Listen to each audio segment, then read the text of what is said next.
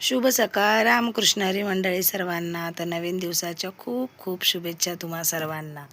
आणि आज आहे माघ शुक्ल प्रतिपदा. तर आजपासून माझे सूर्यनारायणाचे 7 दिवसाचे सलग उपवास सुरू झालेले आहेत.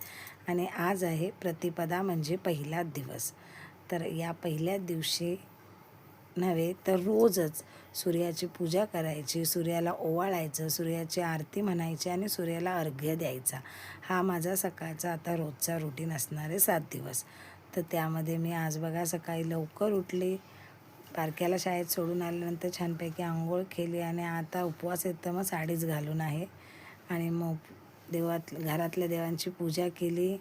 त्यानंतर मग आता सूर्याला मी अर्घ्य द्यायसाठी बसलेली आहे. खिडकीमध्ये आमच्या खिडकीतूनच सूर्याचं दर्शन एकदम छान होतं.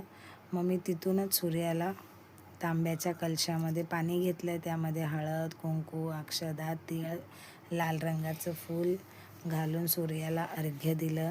छानपैकी सूर्याला कापूर लावून ओवाळलं आणि त्यानंतर सूर्याची आरती करून झाल्यानंतर सूर्याला खडीसाखरचा नैवेद्य दाखवला आणि सूर्यदेवाला सांगितले की तुझ्यासारखं तेज माझ्या मुलाबाळांना, माझ्या धान्याला लागू दे आणि आमच्या घरामध्ये भरमसाठ प्रगती होऊ देत. आमच्या घरातील सगळ्यांच्या इच्छा आकांक्षा पूर्ण होऊ देत. असं म्हणून मी आज सूर्यदेवाची पूजा केलेली आहे. आणि हे उपवास 7 दिवसाचे असल्यामुळे सप्तमीला म्हणजे रविवारी सुटणार आहेत. येणाऱ्या रविवारी रथसप्तमी आहे.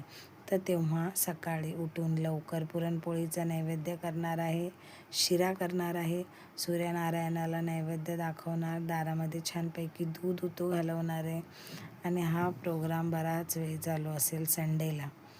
त्या दिवशी माझी खूप धावपळ असणार आहे मंडळी. तर चल ठीक आहे, उपवास आहे म्हटलं तेवढं चालणारच. छानपैकी ते सगळं करणार आहे मी.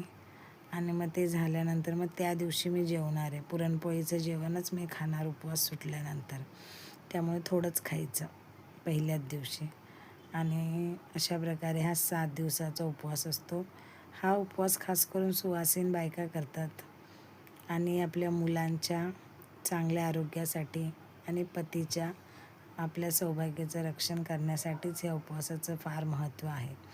आणि हे बघा, सूर्यनारायणाची पूजा झाल्यानंतर मी गेलेली आहे तुळशीची पूजा करायला.